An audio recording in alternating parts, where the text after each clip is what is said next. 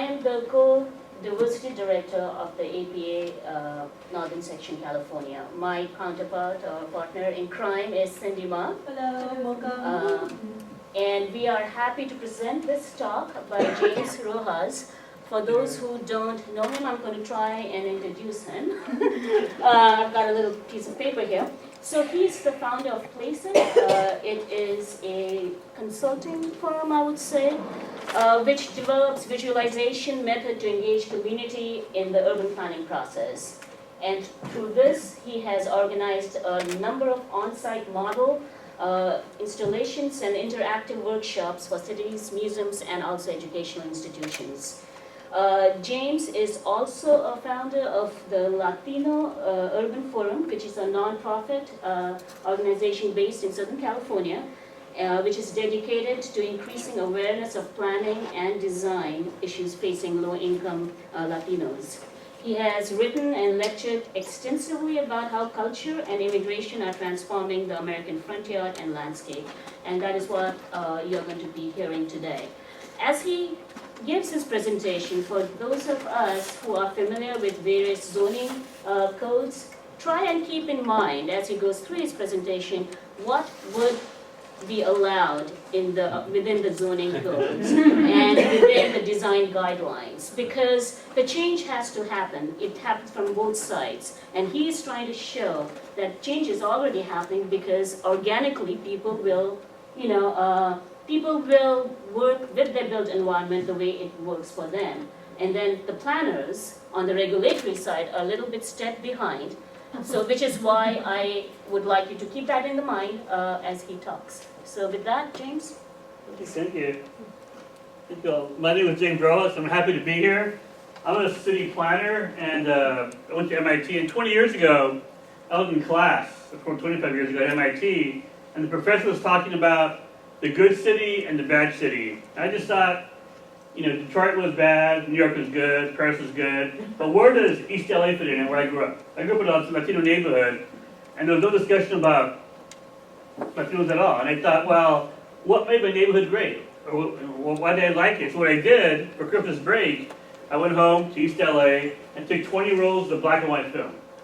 I just shot pictures of people on the street, on the streets, on the porches, fixing cars, talking to their neighbors, just to kind of get a sense of what this place is all about. And so this research is probably, this research you see today started 25 years ago. And the question I was asking, what makes East LA special or different? So I talked to architects, and they would say, well, there are Mexicans and Latinos from Latin America, you need to build a plaza, because Latinos like plazas.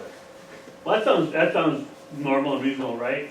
So, but after a while, I started to investigate, well, how are people changing this landscape?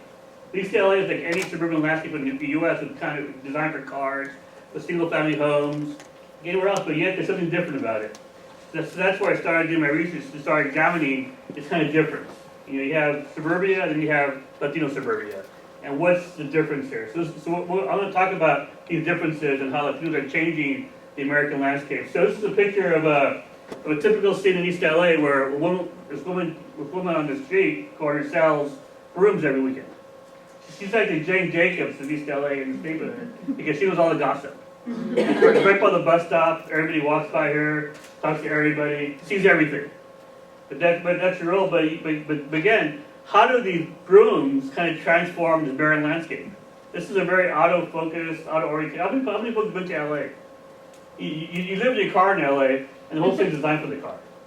So it's really hard to change that landscape, in a massive level. But Latinos are doing that just by their everyday behavior patterns.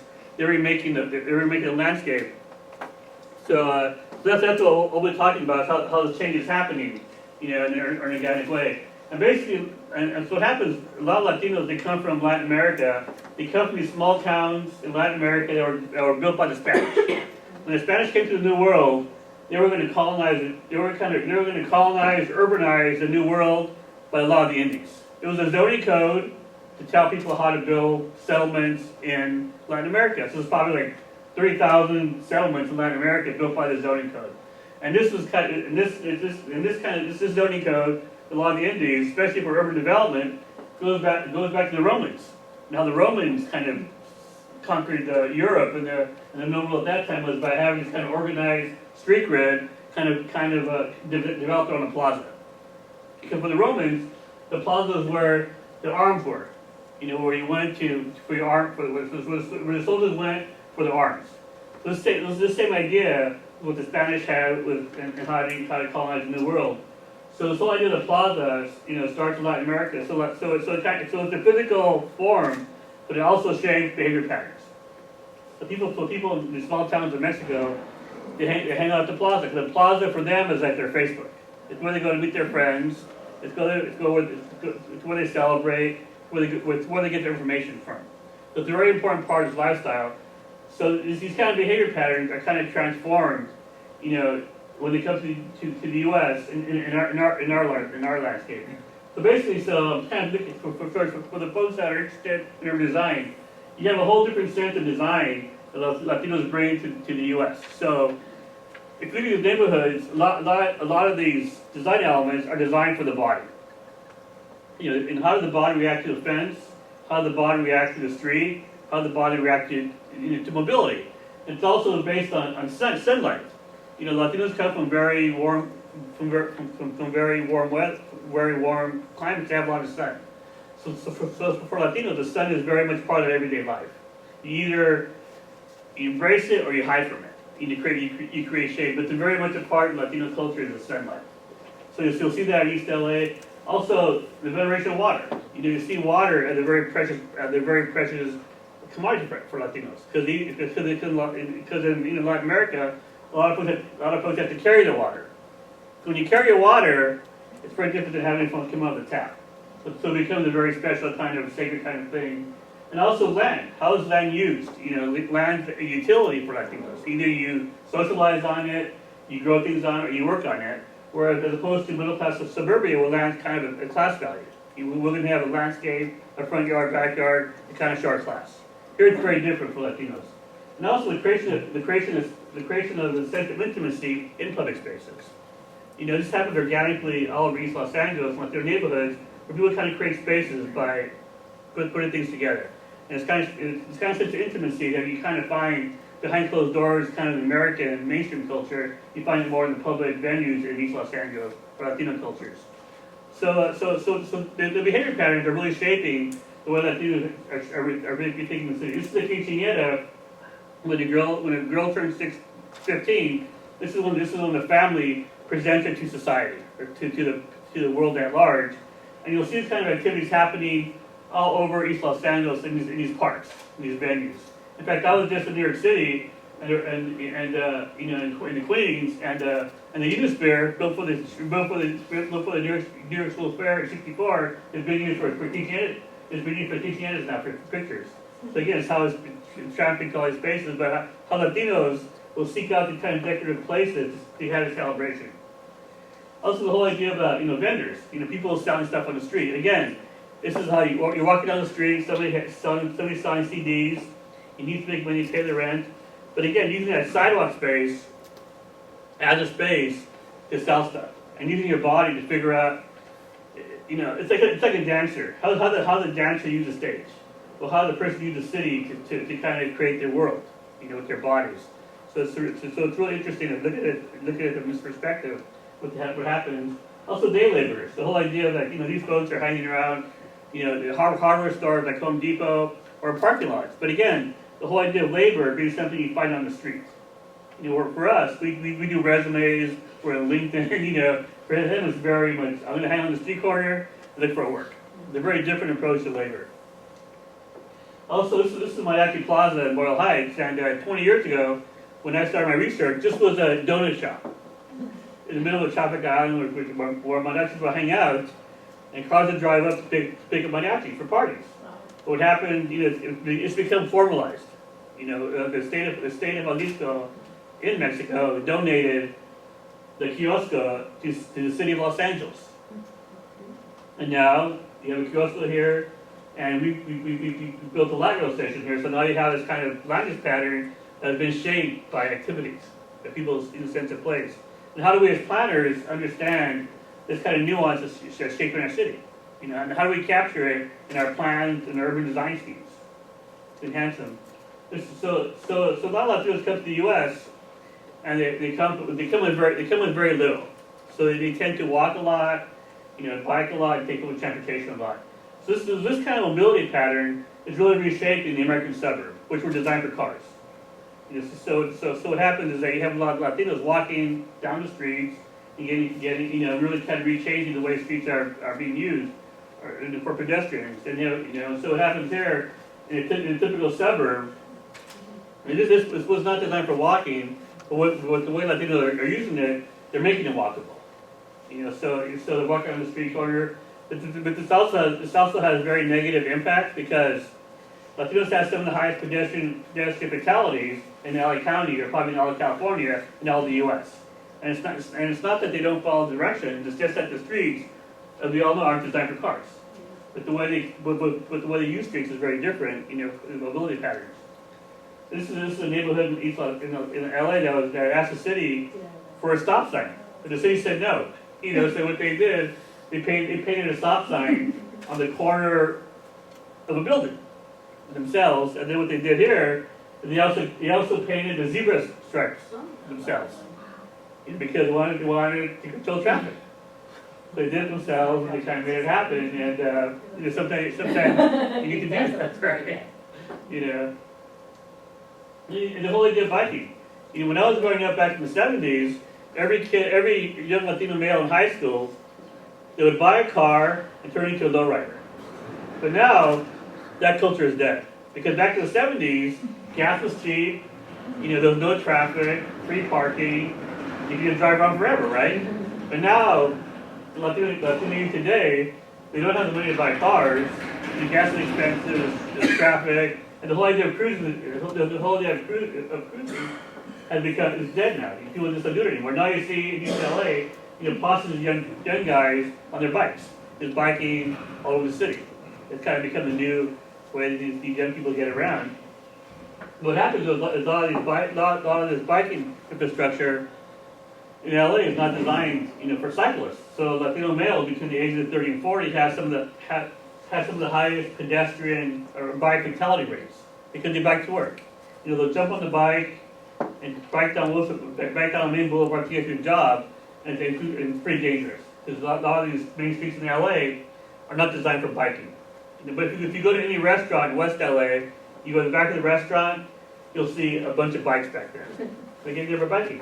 Or if you take the bus in LA at 2 o'clock in the morning, it's packed. It's all the restaurant workers. So again, this is kind of shaping the mobility patterns. The whole idea, Latinos ride public transportation in big numbers in Los Angeles, probably in the U.S., because a lot of them don't have cars. That's what they do. In Mexico, in Latin America, they have a lot of public transportation, so they kind of bring that with them. So what happens here is that you have a lot of kind of dependency. So to work at Metro, my job was to get more bus stop amenities at these bus stops. Because you can see here, in LA we have like 18,000 bus stops, maybe only a third of them have any kind of bus stop amenity, a shelter or bench. So here you see kind of people making do from a fence, create their own kind of amenity to sit down and relax. But again, because what happens in LA, like in most cities, a lot of these bus shelter contracts are based on advertising. So all the advertisers want to be in West Los Angeles, where all the money is, and they don't want to put shelters in the lower income neighborhoods because there's not a lot of money there for advertising revenue. So they're very kind of funky contracting how you get into.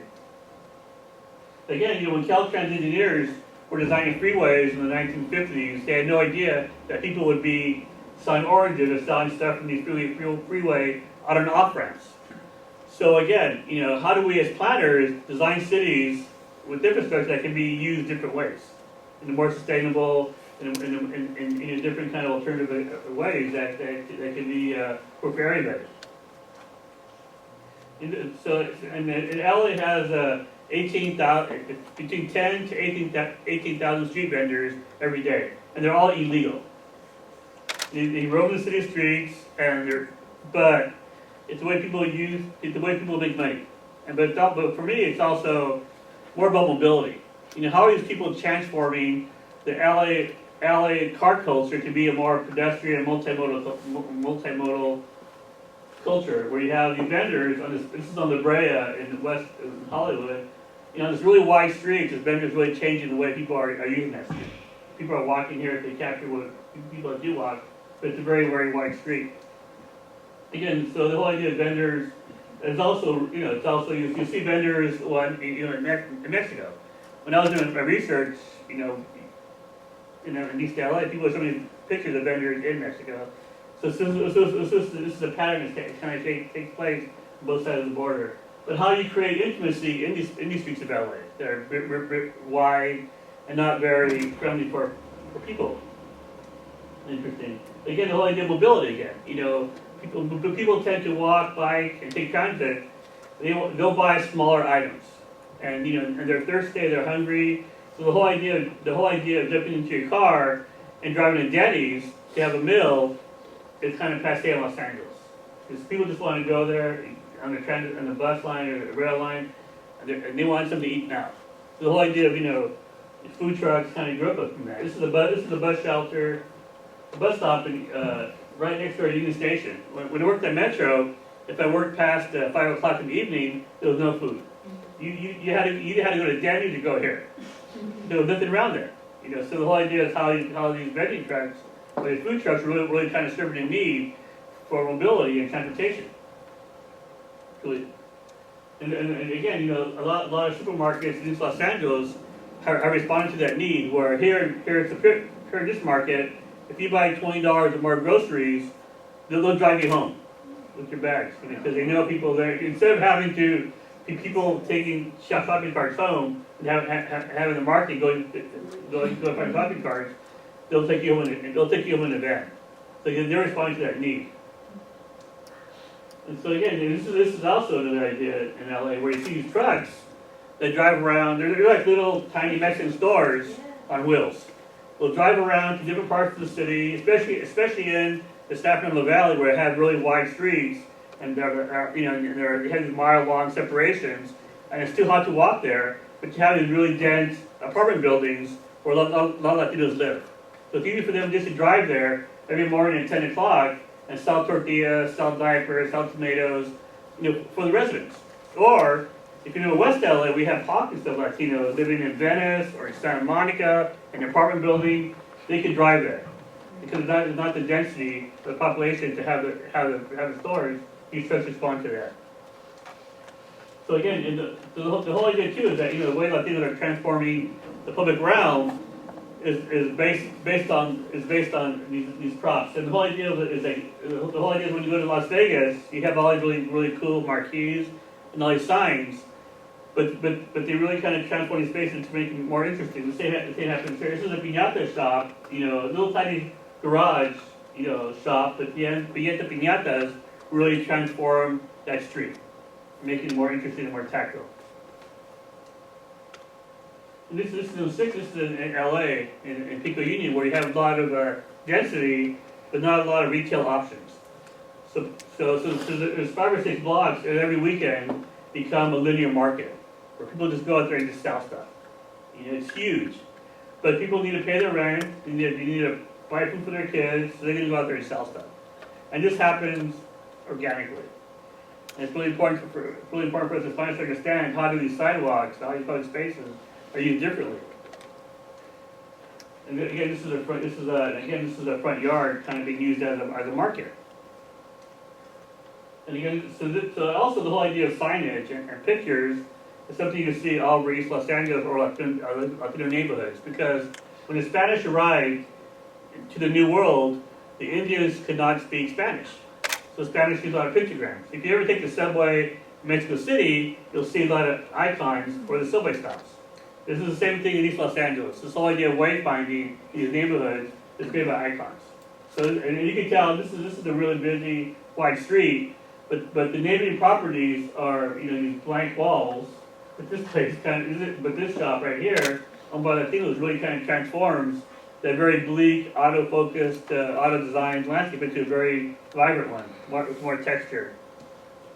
Again, it's another picture where again you see a lot of pictures like this a lot of signs like this that really kind of transform these blank walls into more vibrant places.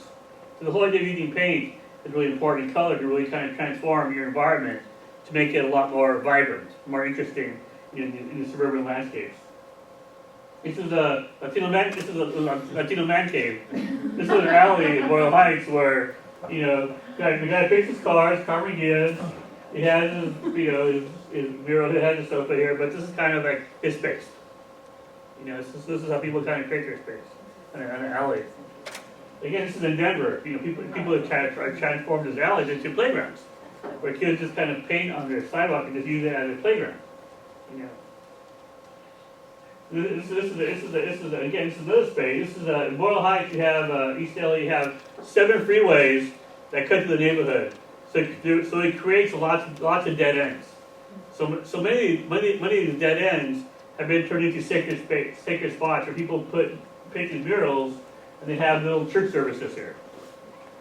Here during the course of the year, they'll put up for Christmas time. They'll put a nativity scene. For Easter time, they'll put the cross at certain stations of the cross. So again, it becomes a sacred spot out of a neglected area that just is kind of a byproduct of the freeway system. And again, this is Lady Guadalupe. She's a patron saint of Mexico, and you'll see her all over the neighborhood. And again, this is just a typical large garage in an apartment complex in East Los Angeles, but yet they find a spot for her. Really transforms that place. This is a parking lot at a big shopping mall on Mercado in East LA, and again, this is a parking lot that people use. They made into one. They take away one parking stall and turned it into a shrine. And during Christmas time, it looks like this. It becomes a very, very celebratory spot. But again, as planners, is there a plan for this? Is there urban design guidance for this? Or how would we even think about putting this in a zoning code? You're allowed to do this, or it just happens, right? So again, having a culture as a way of looking at the way things happen is really, really important. So this guy's made a fortune turning old gas stations into taquerias. You'll see them all over East LA and Boyle Heights. Where this is an old gas station, and you can see the old the marquee, and you see the areas for the gas pumps have been turned into a taqueria. It's kind of recycling and rethinking kind of space. And in fact, if you ever go to Tijuana, that's a very rich, vibrant landscape because it's all been kind of layered. And if things aren't torn down, they just get built upon, layered upon. So you kind of create a very rich texture, in the city. Again, this is a muffler shop. But this guy's painted everything blue and yellow, and so it kind of creates a sense of place. But even the sidewalk was painted, but the county made clean it up. You take the paint, but again, it kind of creates a really identity of place. This is the Santee alleys in LA. This started off in the 80s as being just as this is an old manufacturing zone in Los Angeles, the southern part of downtown. That in the 80s was a sweatshop area, where every second or third Sunday, every second or third Saturday, they would sell seconds. Clothes with holes on them or something was wrong with them. But it's going to be this kind of 90 square block district of just thriving retail, and it's all pedestrian focused. All the alleyways have been turned into these pedestrian malls, and because of all the pedestrian activity, all the parking is put on top of the roof of the buildings. Because pedestrian money is so valuable here. So it's really kind of transformed the LA landscape in a very unique way. So people who drive up all the way from Mexico to go shopping here. So, go up here, they'll buy like 100 dresses, or they'll take it back to Mexico and sell it. So it's become this really interesting kind of place of commerce and business. It's all based on this kind of pedestrian activity. And what's really cool about it is it's very multicultural, because you have a lot of Israelis there, Brazilians there, Koreans there. All these cultures that have this really strong retail kind of element to it are all located here. Again, this is an old manufacturing plant in South LA by Huntington Park or the Gateway Cities. Now, at one time during World War II was a big economic driver for LA. But now this area has been largely abandoned. So you have these very large, old manufacturing plants. They're just vacant. You have an acre of just vacant warehouses or vacant sheds. So it's happened. A lot of them have been turned into markets or into these kind of like swap meets. This is an Avenue swap meet, and there's probably 100 stalls located inside of these sheds. This is probably like 4 or 5 buildings. And every weekend they have all these, they have performers here, they have church services here in these open plazas that are old, are old open spaces of these kind of old manufacturing plants. So it's really been transformed. This is a unique place in the valley in Panorama City. Because back in the 50s, when they developed the Sacramento Valley, it was designed for the car culture. And Panorama City was going to be the retail hub of the valley. But that's all fell through. So now you have all these empty storefronts. These are all empty storefronts that 10,000, 5,000 to 10,000 square feet that they can't rent out. So what they did here is that they removed a lane of parking behind it and turned it into a pedestrian zone. And made these really small little squares are small little puestos, small little businesses. So now you have this really unique pedestrian walkway made out of the parking area behind the buildings, and you have all these small mom and pop shops. We can rent out. I want to sell sunglasses. I want to sell underwear. I want to sell perfume.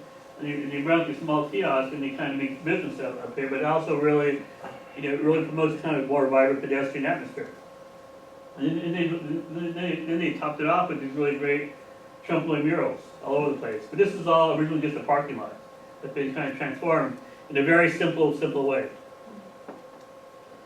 This is in Woodward, Oregon, and what's happened here is that a lot of people that take care of the Christmas trees are from Mexico. So you have pockets of Mexicans living in Oregon, these small villages and towns up there, and they take care of these Christmas trees all year round. And they turned this plaza into this vacant lot into a plaza. This is actually a plaza based out of the town of Michoacan, Mexico, where a lot of the guys from that take care of the trees come from. So it's transforming space. This is actually in Jalisco, Mexico, and I want you to look at this building right here. This is the city hall in Jalisco, and I want you to look at this place in LA. This is Plaza Mexico. This was built by a Korean guy born in Mexico City. He wanted to build the ultimate Latino shopping mall. So he looked at the architecture of Jalisco and recreated it here in North Long Beach, in Linwood. And again, so he copied the building and the kiosk and the landscaping. It's a really popular place. People go here and they take their parents, their family, and hang out here. And during the weekends, all the women take their kids to the kiosk here, and this becomes a jungle gym, where kids are just running around this kiosk, and all the women are sitting around, the benches. So they really captured the whole sense of, how communities are created, with families. And it's also, and because this place is in this really kind of romantic architecture, it's a very safe space. It's a very safe space where people take their grandmothers and mothers to for different occasions. So I also looked at the Latino landscape, at the homes, neighborhoods, in suburban homes. And again, the whole idea of how Latinos come from a southern climate where sun's really important to them. So the house in Latin America, they always have a patio, they always have the kitchen out, they always have the washroom outside, but light is very important to them. Then you have a kind of American suburban house where you have the front yard, backyard. It's very different. It's very kind of tight in the sense of how does light come in there, not come in there. It kind of has different values. Then you have this Latino house, like in East LA, it's kind of breaking away from that. So you have this kind of hybrid architecture where you have this original craftsman home, probably wood shingle home. It's been stuccoed, masonry, wrought iron, and it evolves, to something different now. This is how it is today. But again, the architecture, the texture, the details are very different. And how much money do you put into your home if you're going to resell it? These are very, very expensive, renovations. But again, people think about home differently. And so the whole idea of the front porch being a really important part of the home. is very important, because when I started doing my research, I was taking pictures of people in front porches. And so you go to east side of LA, there's a chair or sofa in everybody's front porch. Therefore, people are using their front porch as part of their house, because they're a very active part of their house. Because that's what they feel comfortable at. So it kind of solves all his needs. This is again. So what happens? You see a lot of this there. You see a lot of front porches that are just built. The original houses back there, they have this 10-foot front porch added onto the house, with the arches, the stucco, and all the different architectural features. And again, so the whole idea that the front porch becomes part of this window to the street, but then the front yard becomes a plaza, because a lot of Latin Americans come from small towns, but they want to capture that whole sense of community, the communal space, and the plaza captures that. So they have this front yard. What do you do with it? So you rip off your lawn, put a fountain there, make a plaza there. That's kind of their subconscious reasoning, because what happens there, what kind of shapes it in a very different way. So see, this is the typical Latino front yard in East LA, where you see the fountain, the whole idea of water, it being kind of sacred and special. The arches, all the hardscape and landscape is very different. So again, it changes the way front yards in America were kind of originally developed and designed. So this is another front yard with water and fountain and mango trees and different kind of landscaping. You see a whole different kind of set of values injected in the American front yard that are kind of changing the way that the character of the street looks. So again, this is another front yard where it's all been hardscape. It's a really tiny front yard, but kind of the whole idea about new urbanism, making walkable neighborhoods. So this is it right here. And when I was doing my research at MIT, 25 years ago, my roommate was doing a thesis on under new urbanism, and how you had to design guidelines that would create pedestrian neighborhoods.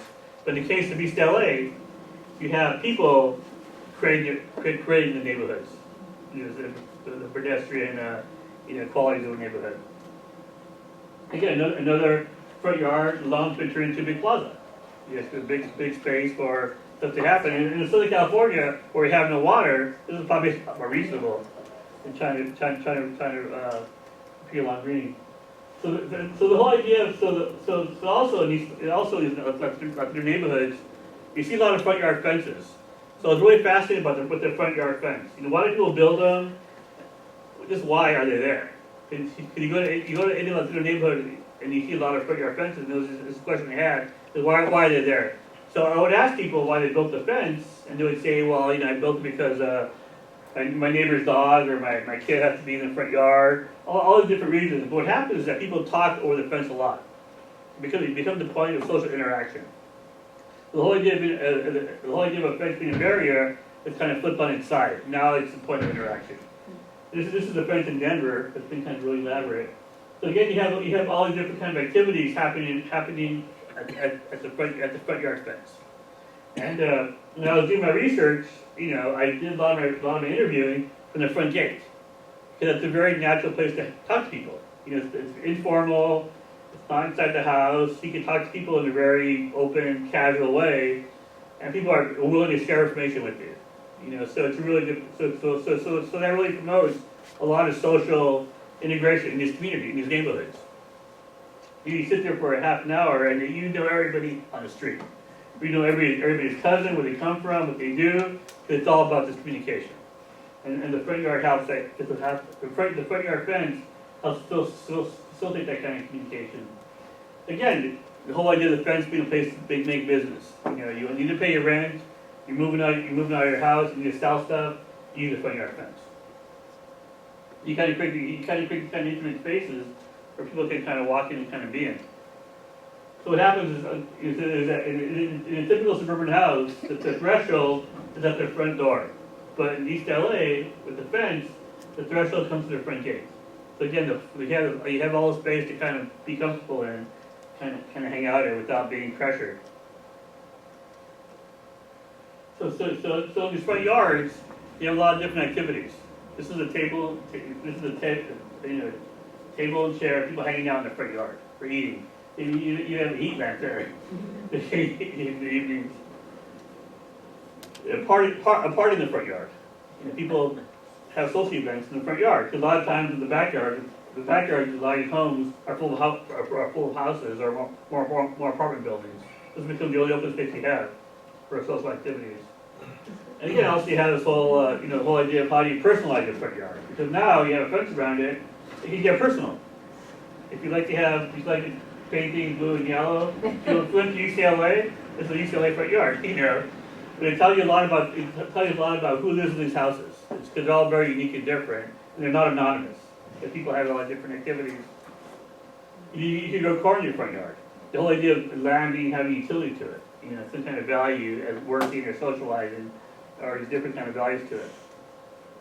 And this is a nativity thing. During Christmas time, a lot of Latino immigrants will build these elaborate nativity scenes in their front yards. And you see them all over East LA. They're really beautiful, very, very colorful. It's folk art in their front yard, and they build it for the community to see them and kind of be part of it. And then also you have front yards for activity, for business. They sell goat meat here. This is a dish from Guadalajara, Mexico, Jalisco, where they cook a lot of goat. They sell it in their front yard. You can buy it here. Yeah. Again, this is what happens, in these neighborhoods, because it's kind of multi-zoned, I guess. As planners, how do you zone for this? How do you kind of how do you look at these kind of activities? So this is a project they worked on in East LA called the Evergreen Cemetery Jogging Path. Where in Boyle Heights you have 7 cemeteries in the neighborhood, and this one in particular, the Evergreen, you have 1.5 miles with only one driveway. And that's a miracle in LA, to have only one driveway in 1.5 miles. So everybody would jog around this cemetery. So what happened is that the sidewalk was all beat up with crack, so people were complaining about the dangerous sidewalks. So we thought we organized and we thought we wanted to improve it. So what we did, we had an artist do a logo with a skeleton jogging, and it says "Run in peace." So this helped organize the neighborhood to kind of get support for our idea to kind of have the city just fix the cracks. But the city liked the idea so much they created a rubberized track. This has become probably the most well-utilized recreation facility in all of Los Angeles. We just have around between 5 and 10,000 people. Between 5 to 10,000 people a day using the jogging path. For senior citizens, the families. And the jogging path is only as wide as, it's only like maybe 10 feet wide, so people just go there and jog. Even though this is a very dangerous neighborhood, nobody hangs out here. You just always constantly moving around here, so it's very safe. It's the middle of the neighborhood. So at the end of it, after doing all this research, you realize that the plaza is there. It just has different kind of forms and different kind of shapes that that are taking place in this kind of suburban landscape. It's not a classic plaza you find in Italy or Mexico, but it's a plaza that's being kind of reinvented by Latino immigrants when they move to these suburban neighborhoods. So this is what's shaping the U.S. right now. As cities become more and more gentrified, these areas become more and more minority. So you see more minorities out in the suburbs, like in Concord or way out there. You see, more people moving to the city. But this was shaping the American suburb in the future. So I wanted to also talk about the work I've been doing recently and how do you engage Latinos in city planning. That's one of our hardest jobs because I worked at Metro for 12 years on a lot of projects. It was hard to get people to engage. So what I did is I looked at how the different Latinos engage. So I developed a method working with artists in LA by using found objects to get people to think about the city in a really kind of a physical, visceral way that kind of takes away the abstraction of it. Because as a planner, if we go into a community meeting, we have our maps, numbers, and words, or our PowerPoints. For the public, those are abstractions of place. If people can't read maps, they get frustrated, they don't understand our language. So this way, I had people build it, and then they can talk about it really simply, really easily. I start with simple questions, build your favorite, and then give them these objects to play with. So what you do, you turn the public into an artist, where they can imagine something, they investigate it, they create it, and they reflect upon it. And then as planners, we can validate it. It's an easy way for them to get going. And so this is actually working in Concord. we work with immigrants to have them build their favorite childhood memory. Tell us what the memory is. You're growing up in a rancho in Mexico, or growing up in Puerto Rico. Tell us about that memory. Tell us that story. Because what this does, this validates them. So everybody has baggage that needs to get out, and we need to bring it out of people. So, because once people tell their story, they're willing to plan with us. So they've been heard. So is the building activity actually to get input from the community Yeah. on physical form, or is it just an icebreaker? It's kind of both. It's kind of icebreaker. It's kind of both. It's kind of because what happens is people build with people tell you who they are, where they come from, what they value. So now they're comfortable with you. And now, but also, for me as a planner, it's a way to get them thinking about scale. You know, when you were a child at 5 years old, the city was different for you.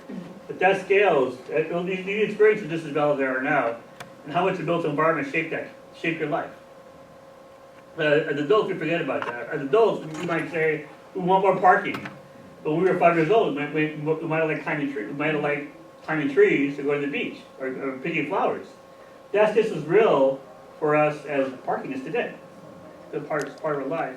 But having people remind themselves about what they value as a kid is really important to have the kind of dialogue. So they can think about things in a very holistic way about the future of the community, rather than just like, I need more parking.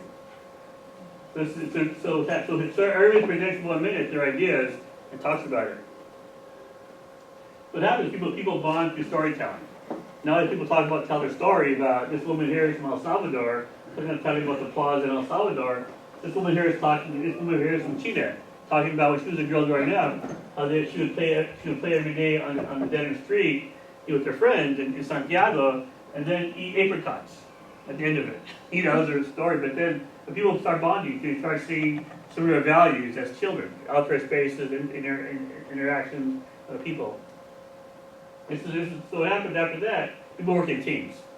I give them a topic. This is working in San Fernando with Latinas. They told them, and they chose to redesign Van Nuys Boulevard, like a really busy street, and they designed it with a bike pad, public art, street vendors, benches, lighting, all the amenities that any urban designer would do, they did themselves. For them to understand that they could shape their neighborhood is really powerful for them. They never thought they could, but by giving these materials, they could express themselves. They could collaborate, they could negotiate, and build. And what's also good about the method is that by building something, you can negotiate it, because the cities are spatial. So there's 101 ways to design a city, design a building. And with words, you just can't do it that way. If you're talking in words, it becomes very hard to negotiate. And if you're a parking guy versus a bike person, how do you negotiate that? But if you build it spatially, you can start negotiating design and start kind of fulfilling both your needs. So these workshops function like any kind of public meeting. You take notes, take pictures, and you have all this hard data at the end of it that people just came up with. But more important, more about the community's self-discovery. Because I want them to have the capacity to know what planning is. Rather than go and ask them what you want, what's your wish list, I'm playing Santa Claus. No, it's about you discovering what you want. You know, I don't want to know this. I want to know what you value and how you come to that conclusion. Rather than just telling me I want more parking space because I want $1 million at a bigger house. You know, I want you to discover what you really value. It becomes very valuable. So this is actually working in a small town in Mexico where we actually build a model. People actually were able to play and kind of design what they want to see and how to improve that plaza. So that concludes my presentation. Any questions or answers or questions? I have a question. You know, how do you, it's one thing to get them at a meeting, the Latinos or the immigrants, and then you engage them with things that they can understand. But how do you get them in the room in the first place? Well, what's good about this method is that it's very flexible. So you can take it to them. You can take it to them on the street corner. I was working in Oregon where we actually built in Medford. We built a map. I built a 3D map model of the city, and we took it to the local corner store. I had it there installed for on Saturday and Sunday, from like 10 to 2, in front of the store, and people just, we had over 300 people talk about the city. You could do that model. So the whole idea is taking the meeting to them, to a space that they feel comfortable in, that they're utilizing, if they're using, if they're there, and just tapping into them being already being there. So can you talk a little bit more about your work in Concord, in the Bay Area, where you were actually working, helping the city to get the community input? What were your challenges? Because I think a lot of us are planners and we're trying to decrease that, how do we get the input from people? Yeah. So in Concord, I was helping them with their bike and pedestrian plan. So we did a series of 7 interventions, activities, where I did workshops in schools, in the high schools. The workshops are an hour long, so I just took 2 or 3 classes in the high school and did the workshop. We had the students build their bike and pedestrian world in Concord. What do you see? How do you see BART in your life? Or how do you see the bike path in your life? And the students built it and talked about it. And we did workshops at the food bank. People waiting to pick up food.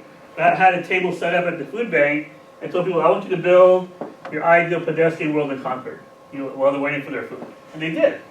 We talked about, pedestrians and stores and shopping and what they wanted to see there, people and we did. Once they built their model, we had on display, and we had a little tagline with it, so people could see what they were building. And when they left, it was kind of on display.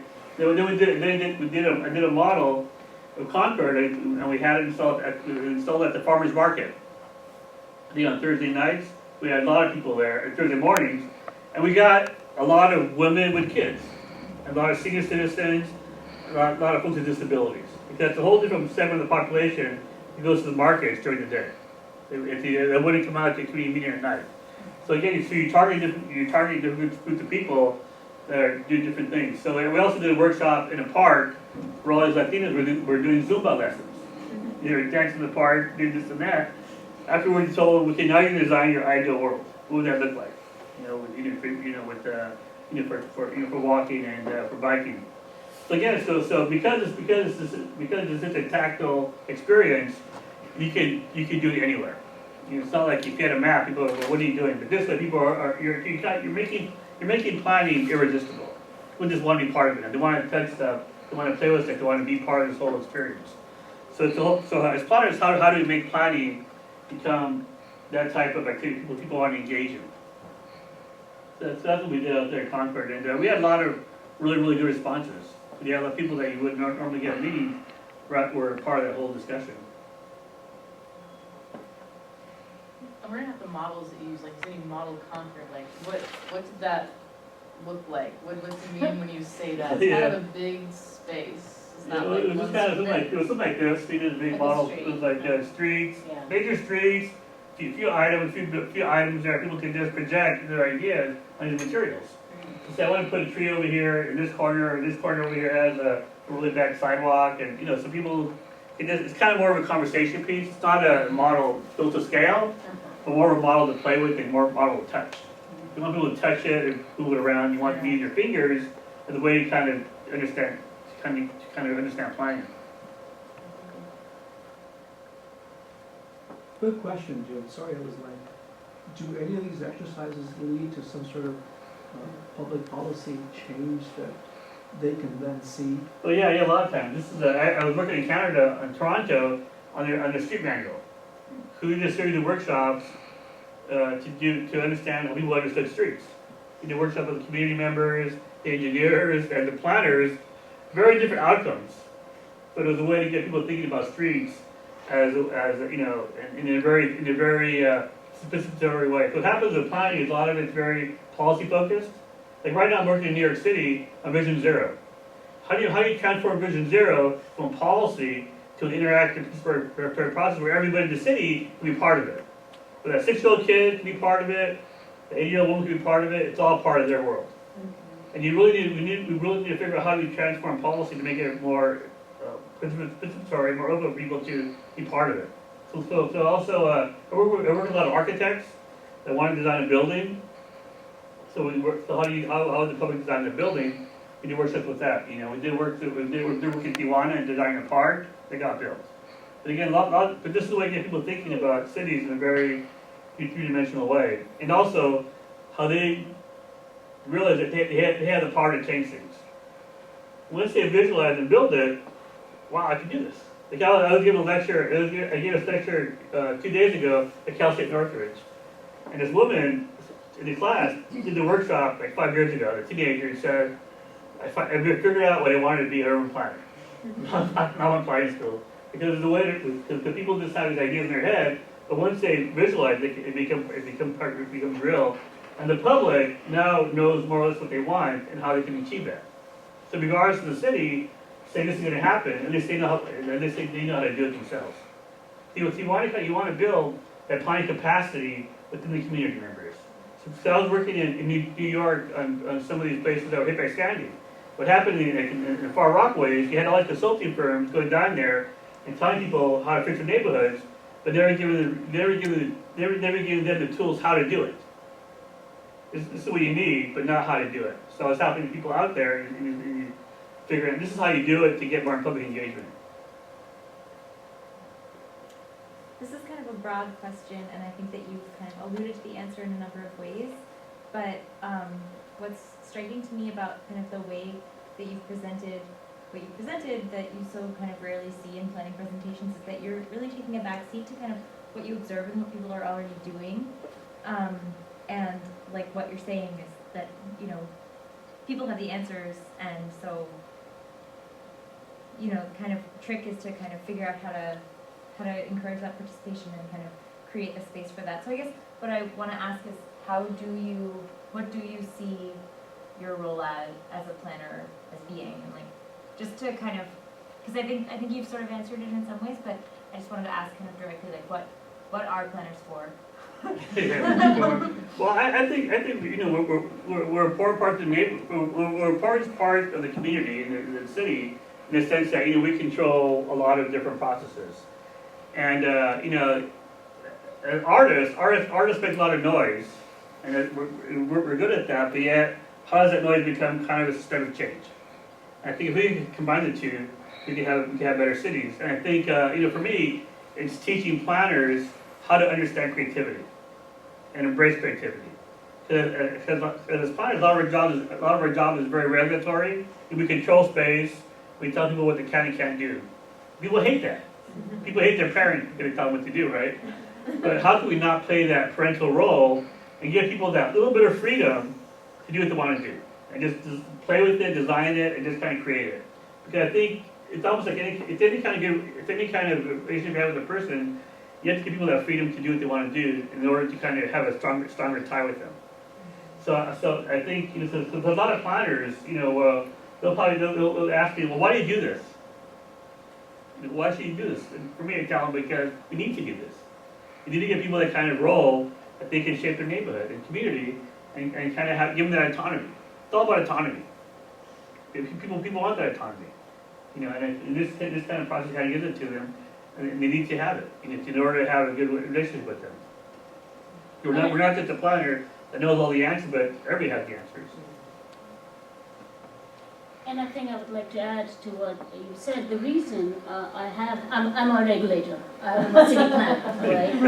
And I think that this is very useful for those who are on that side, because all that he has shown, a lot of it would be a nightmare for me to approve or not approve, and I don't want to deal with that. Just the fence issue, right? I mean, if you look at and I worked in a few jurisdictions, the fence issue is a big deal. The way the front yard is supposed to, which he showed a number of slides, our zoning history of this country is using the front yard for a certain way.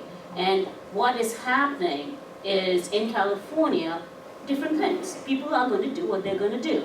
And as a planner, as a regulator, I want other regulators to, you know, embrace it and not look at it as, oh my God, it's a nightmare, I can't approve it. Think about it when we are actually making those regulations, right? And how can you make those, how can you change that? You have to know that people are already doing it. You think that, the cities that he's shown, the planners are having a nightmare. I mean, I have not checked into the zoning code, but I'm pretty sure that it is not, they are basically ignoring it. We do that. Yeah. All of us who are regulators here in this room, we You know see this- intuitively that this makes no sense, given the community that we are serving. So I don't want a situation where the regulators and what the community needs are at loggerheads at each other. And anyway, so that is my reason why I appreciate James's presentation so much, and which is why I brought it in front of you guys. Yeah, well, it's also too, for me, it's also giving a voice to the community. Yeah. Mhm. Because a lot of Latinos do these activities in a very subconscious way. But if it's all subconscious and never articulated, how can you defend it? And how can you give it a voice? I was giving a lecture at Brown University with all the Chicano students, and this one kid was saying, "Oh my God, my dad in San Diego ripped up our front yard, and put a fountain there." We thought he was nuts. We never understood what he was trying to create, but now he knows what he's trying to create. And once you understand it, you can start figuring out, well, how do we enhance this, or make it go away, or just understand what it is. I'm from Ventura County. I was raised in Mexico, but went to Ventura County. We lived in affordable housing for farm workers, and the facility was amazing. They had volleyball courts, they had soccer, baseball, but all the immigrants ripped it out, like all the residents, to build little plots of farming land. Oh. And so now we have, these gardens, and management was so upset. They're like, what are you doing to our new facilities? And it's just the way of life, Yeah. and regardless of rules, they're gonna do it.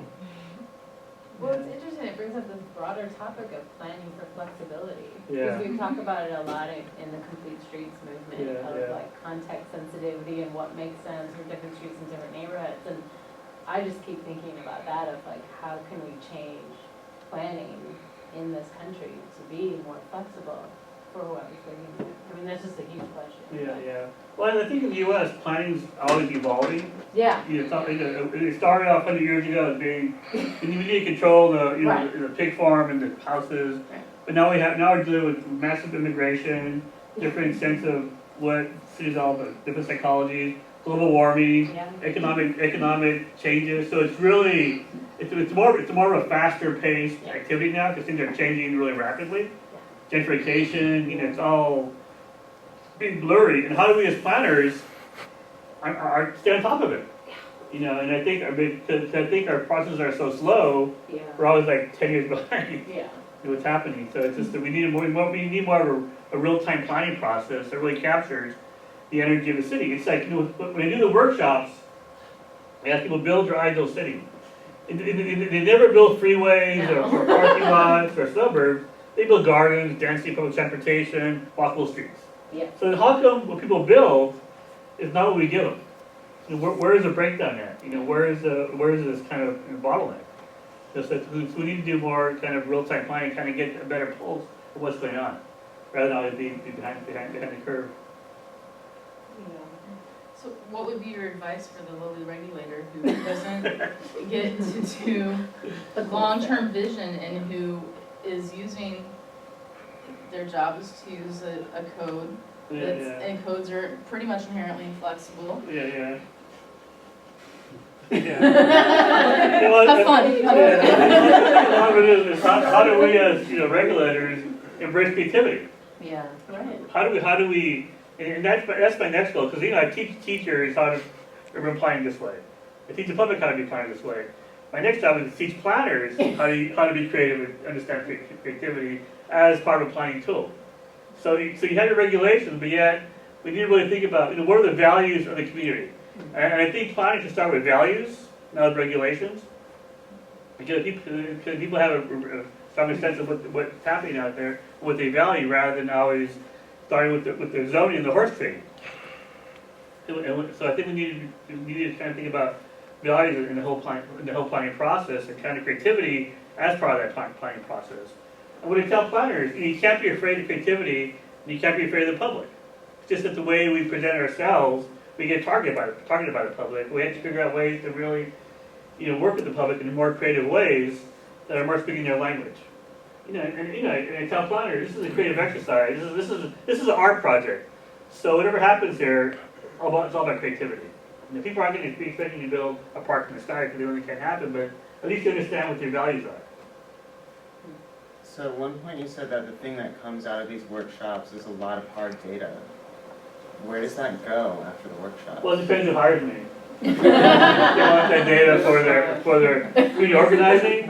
People want to see more street trees. They want that data for the street manual. They want that data for their housing project. It goes into whoever wants that information. How they want. In fact, I did a workshop in Berlin a couple of years ago.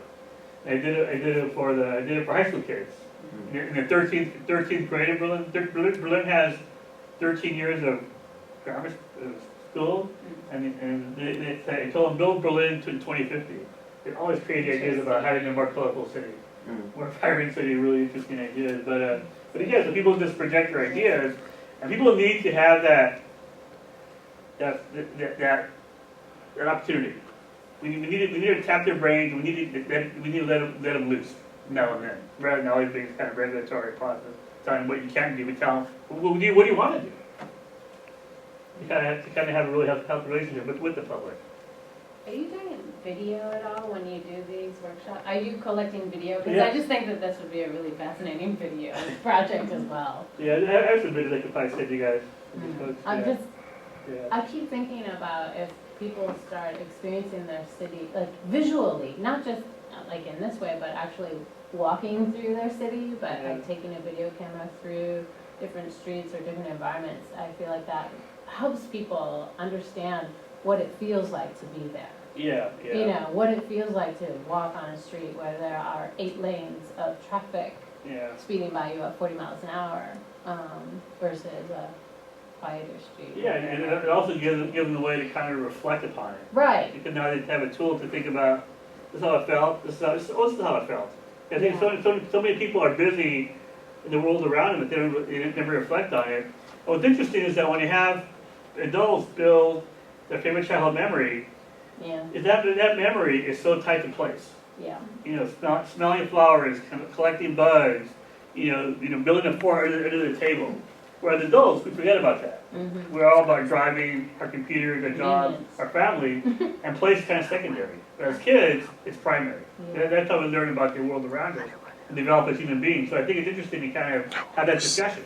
Do you do a lot of work with children, not just high school kids, but children? Children, pre-K and children, and when I do work at museums, kids start coming in at 2.5 years old. Yeah. Even before they talk, they can build. Oh yeah.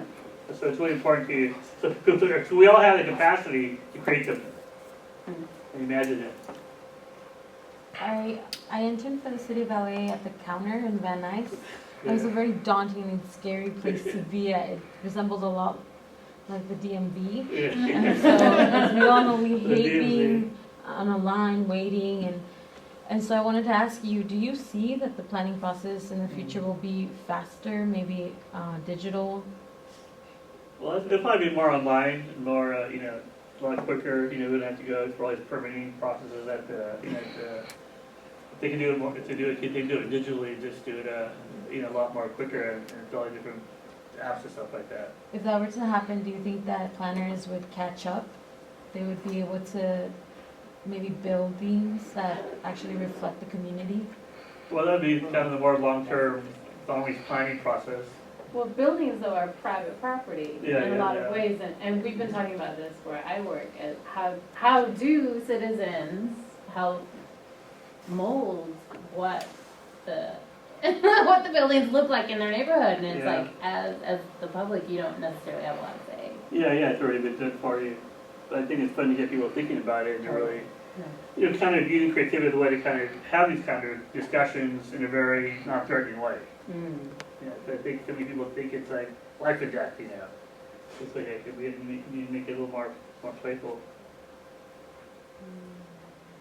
So do you see the cultural differences in places that might like this neighborhood are all Latinos, probably places that you have more mixture of the people and different perceptions to what the street look like.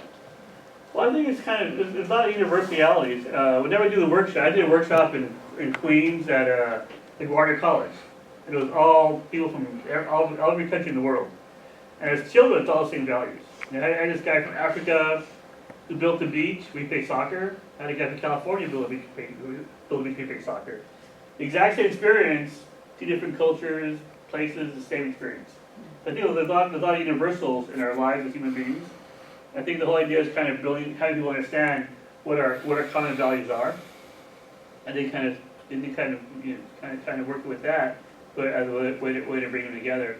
And I think you see a lot of cultural differences in the sense that the way men think and the way women think. Men are very much about activity, about systems. Women tend to be more about experiences. But they're both very valid parts of planning, right? Because places are experiences, but they're also systems. So how do we kind of integrate these two ways of thinking about place in a very holistic way? So I'm sure if we had more female planners in Caltrans back in the 1960s and 50s, we'd probably have a lot less freeways. Yeah. They would thought about it in a holistic way rather than just getting from point A to point B, having more kind of discussion about it, or kind of more information. But I think there's a lot of different values in planning that we need to kind of think about and kind of negotiate with. And I give everybody access to that kind of process. You would give them that voice. I showed you that plaza in East Los Angeles, Malachi Plaza, was to showcase a metro. It's a beautiful kiosk, well designed, but nobody uses it. Well, women don't use it. It's not very family friendly. Even though it's a very much a showcase place, it's not very much used by women. And how do we get women in that discussion? Talk about places, what they value. See, for me, what is really useful, and it's dawned on me after I've listened to James's presentation, and this is the second time, is, we talk about vibrancy, how we are all in our cities wanting mixed use and active streets. And here he's showing slide after slide of vibrancy on the streets, but from the regulatory point of view, a lot of it is going to be illegal. So what is the vibrancy that the regulators are seeking for?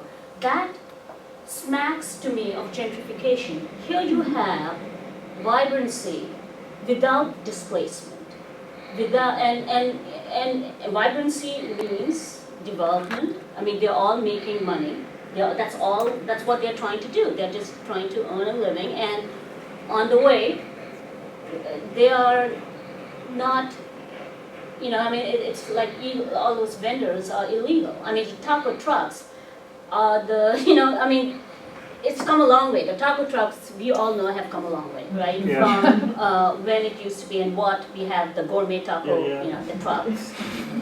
So I think there's a lot to learn, a lot to take away for me, at least, in terms of how we look at vibrancy on the streets and what face and what name we give it. Yeah. I was also talking earlier to John about sustainability. How these neighborhoods are a lot more sustainable because they use less water with their lawns. They walk, public sanitation a lot. So you have a lot more sustainable things happening in these kind of Latino neighborhoods that we have in the general public. But yet, that's not part of the discussion. It's all about getting more solar panels on houses and getting different kind of matrices that are kind of very different. They're different profiles.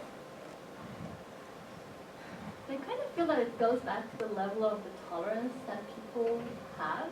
I kind of feel that you can't do this in many communities around the U.S.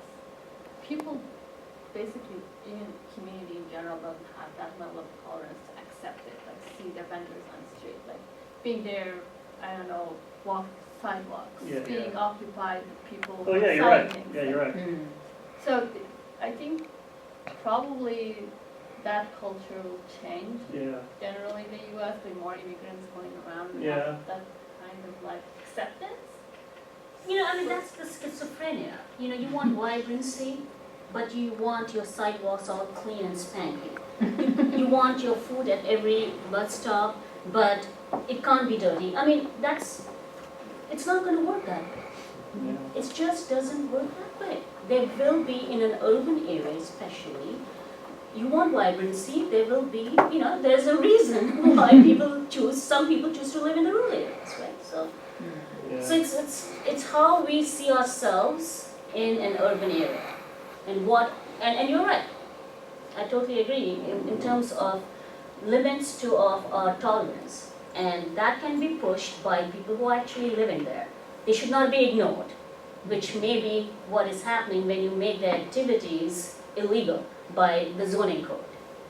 So I had the same experience in a neighborhood in Boulder, Colorado, that Mhm. they had this sort of thing going on in a hill neighborhood close to the university, and just basically the city was ignoring it because nobody like complained about it. At one point, a part of neighborhood started to complain. They feel that like complaints to the city, calling the city, and they made the city to enforce the regulation that has been there for a while, but nobody was enforcing it. Right. But it was there, and they made the city to enforce it, and like take these like things that are happening along the streets out of the neighborhood, because then some neighborhoods, like a small portion, were not happy. So I have a question kind of following that comment, because especially we were talking a lot about the LA landscape and just the way Latinos have transformed their neighborhoods and how a lot of it isn't following to code. I mean, has there been any movement either within city government or in the community? I mean, probably not from the community, so I don't know, maybe it would be from knowledgeable activists that know that this is technically illegal, to make these things more legal, because it's not, maybe it's not being enforced now, but who knows at a later date when enforcement can happen. And I know it's like unlikely for certain neighborhoods and for certain spaces, but maybe not in LA, but any kind of example of maybe how just by using the space differently has changed the laws themselves? Yeah, well, a good example would be the taco trucks. Because at first they were illegal. They were very, very, there was a big battle over taco trucks in LA. I think Lord Molina wanted to get rid of them, but there was a big backlash against her. Because now they're everywhere in the city of LA. Because now people see the value. Because as LA gets denser and they want more walkable streets, these trucks are everywhere. There was a big battle, but where can they go, where can't they go? But now you see them in West LA, in the fancy neighborhoods, everywhere you see them. It's really kind of transformed the city, but it's kind of been how they kind of branded it. So it's really kind of been a way of branding the chocolate truck as being something that's now acceptable by everybody. You have them in Beverly Hills now. Before, wow, you wouldn't have them at all. But now it's really changed.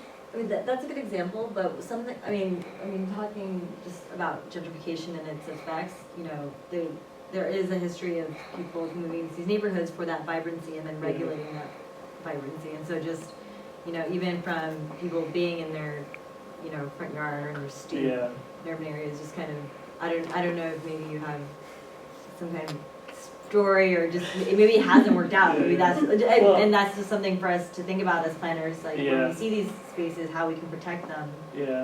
Well, that's a good point. I think for me, a lot of the presentation about Latino urbanism is not geared for the planner, but for the community. Because again, they need to be able to articulate what their values are. If you use your front yard as a plaza, have it zoned that way. So it's just normal business, right? But if you never articulate what it is, it's never going to be protected, right? Somebody might say, well, you got to get rid of that thing in your front yard. So the community members have to understand what they're producing, their landscapes, to really kind of start to articulate and defend it when you have these kind of different activities happening. There's a good example in Boston. Is Villa Victoria.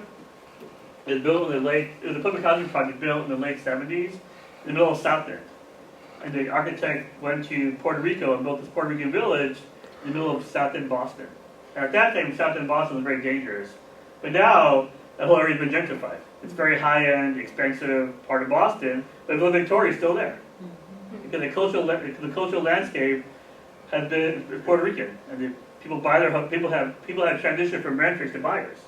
So they kind of preserve that kind of community in that space, but having to understand that built environment is really important to kind of preserve these kind of neighborhoods. What is that? It's called Villa Victoria. It's in the middle of South End of Boston. It's been really interesting. So you go to all these row houses, are really expensive. You have this like Puerto Rican village.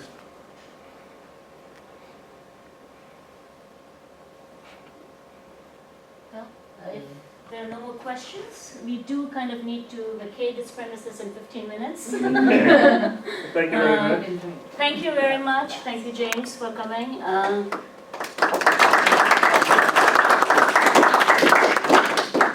I was really happy to see that the time for Q&A was almost as long as his lecture, and for me that is always a success.